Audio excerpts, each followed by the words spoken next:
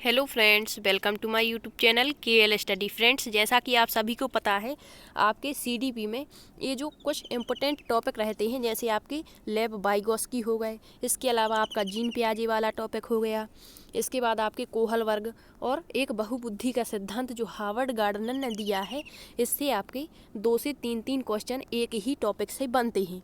तो आपने यदि पिछले पेपर देखे होंगे या प्रीवियस ईयर क्वेश्चन पेपर लगाए होंगे तो आपने देखा होगा कि सीटेट में आपके CDP हो या फिर इसके अलावा आपके हिंदी में भी जो भाषा विचारक होते हैं, वाइगोस्की, कोहल वर्ग, ठीक है, तो इनसे क्वेश्चन आपके हिंदी में भी बन जाते हैं और संस्कृत में भी इससे क्वेश्चन बनते हैं। तो आपको बता दें कि जो वाइगोस्की है बहुत ही इम्पोर्टेंट है और इससे आपके तीनों सब्जेक्ट में हिंदी, संस्कृत और आपके CDP में 4 और 5 क्वेश्चन भी आपको देखने को मिल जाते हैं। तो ये टॉपिक आपको एक ही जगह पर और अच्छी तरीके से पढ़ना है ताकि आपको अन्य सब्जेक्ट में पढ़ने की ज़रूरत ना पड़े और आप इसके सभी आंसर सही कर पाएँ, ठीक है।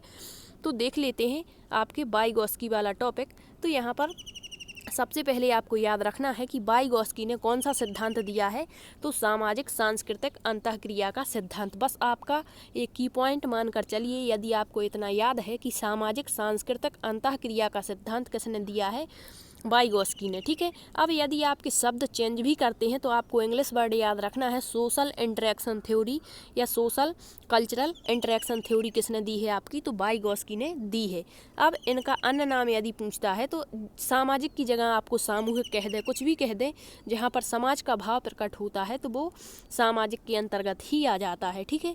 इसके अलावा इन्हीं के सिद्धांत का अन्य नाम है आपका सामाजिक संज्ञानात्मक विकास का सिद्धांत। अब इनके कुछ इन्होंने टर्म दिए हैं, तो सारे टर्म आपको अच्छे से याद रखने हैं, जैसे MKO क्या होता है, इसका यूज कहाँ पर होता है, इसके बाद ZPD क्या होता है, क्या कहलाता है, इसके बाद आपका इसके फोल्डिंग क्या कहलाता है।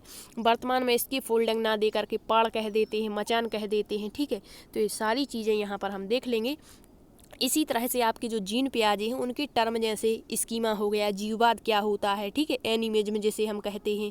तो ये सारे टर्म दोनों जो आपके मनोवैज्ञानिक हैं अच्छे से याद रखने हैं, क्योंकि इनसे आपके 2 से 3 क्वेश्चन बनते हैं एक ही शिफ्ट में, ठीक। तो अब हम देखते हैं इनका जो आपको यहाँ याद रखना है कि बालक यहाँ पर अपने समवयस्कों के साथ अंतःक्रिया करके सीखता है। यदि यहाँ पर पूछता है कि सबसे ज़्यादा किसके द्वारा सीखता है बालक, तो समवयस्कों के साथ अंतःक्रिया करके सीखता है। अब जो समवयस्क होंगे वो आपके समाज से संबंधित होंगे, इसी कारण से इसी तरह से आपको रिलेट करना है। सामाजिक सांस्कृतिक अंतःक्रिया का सिद्धांत लेब वाइगोस्की ने दिया है, ठीक है। अब इनके टर्म है तो एक एक टर्म को हम अच्छे से देखेंगे। सबसे पहला इनका टर्म है MKO, ये क्या कहलाता है, तो सबसे पहले आपको इनका फुल फॉर्म पता होना चाहिए। तो MKO का फुल फॉर्म होता है मोर नॉलेजेबल अदर, मतलब अधिक ज्ञानी दूसरा या फिर अधिक ज्ञानवान दूसरा। अब यहाँ पर बालक क्या होता है, किससे सीखेगा, तो जो बालक से अधिक जानता है। अब यहाँ ये नहीं होगा कि बालक से छोटा है उससे नहीं सीखेगा, यदि छोटा है और उससे अधिक जानता है तो उससे भी सीख सकता है, ठीक है। तो जो बालक से अधिक जानता है बालक उसी से सीखेगा। अब यहाँ पर आपके शिक्षक हो जाएंगे, साथी संगी हो जाएंगे, माता पिता हो जाएंगे और समवयस्क मतलब कंटेम्प्रेरीज, मतलब जो उसके साथ वाले हैं, ठीक है। तो वही बात है, मतलब सबसे ज़्यादा यदि पूछता है कि इनमें से किसके द्वारा सीखता है तो वो समवयस्क हो जाएंगे। तो MKO का मतलब मोर नॉलेजेबल अदर होता है, अधिक ज्ञानी दूसरा, अर्थात बालक उसी से सीखता है जो बालक से अधिक जानते हैं, ठीक है। नेक्स्ट इनका टर्म है यहाँ पर ZPD। तो ZPD के कई नाम पूछ लिए जाते हैं, तो आपको सारे नाम याद रखना है। इंग्लिश में केवल इसका एक ही फुल फॉर्म होगा, जोन ऑफ प्रॉक्सिमल डेवलपमेंट। क्या होता है full form, zone of proximal development. Hindi नाम इसके कई हैं, तो देखते हैं।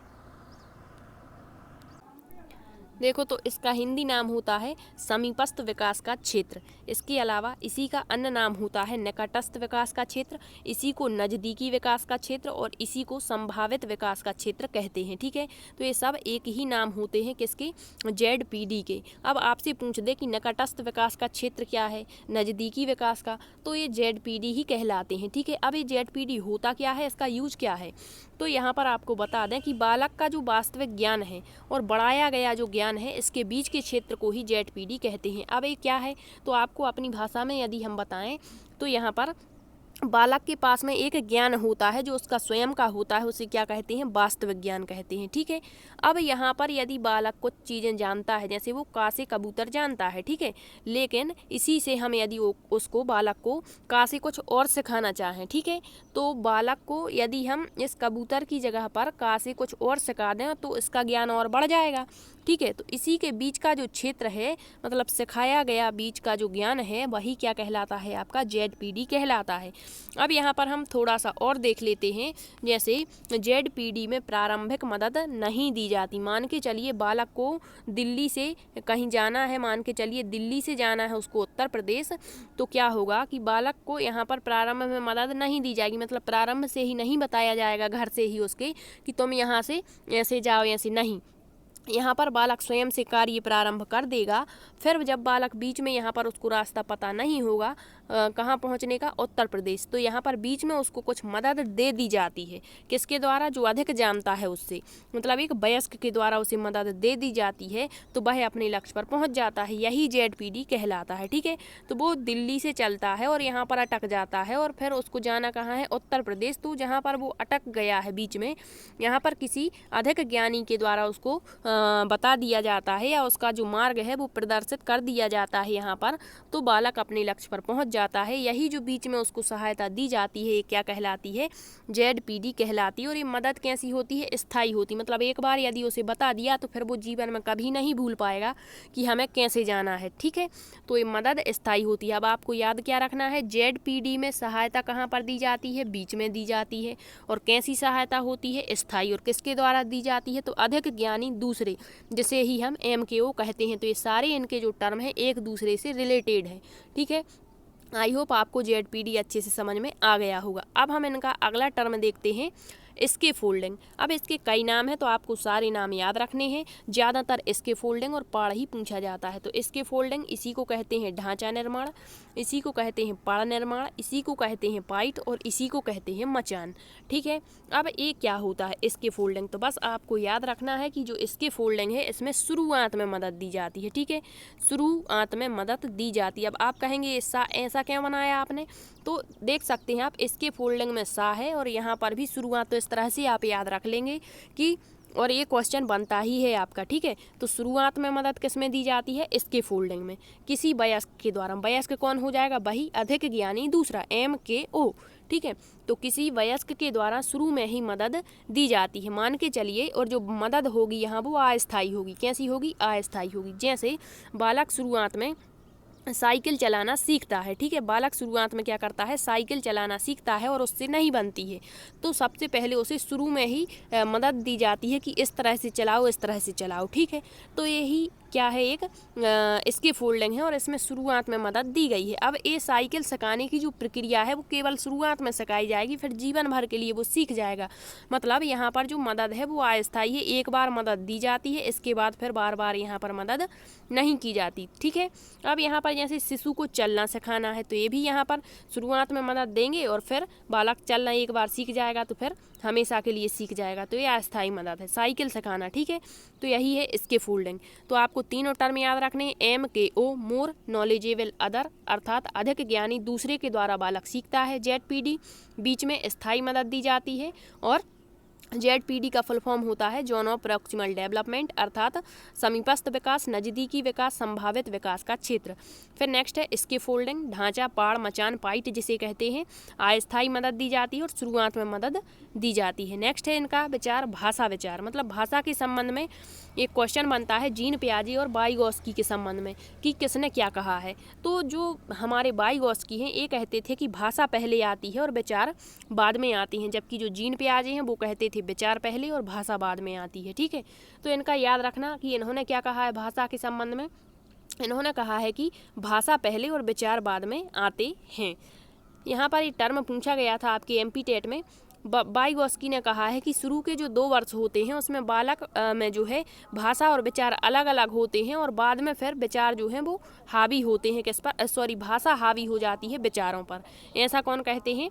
तो वाइगॉस्की कहते हैं। तो बस ये एक टर्म याद रखना कि भाषा पहले आती है वाइगॉस्की, फिर विचार अपने आप बाद में आ जाएगा, ठीक है। नेक्स्ट टर्म जो इम्पोर्टेंट है और इससे आपका हर बार क्वेश्चन बनता है, तो ये भी याद रखना आप।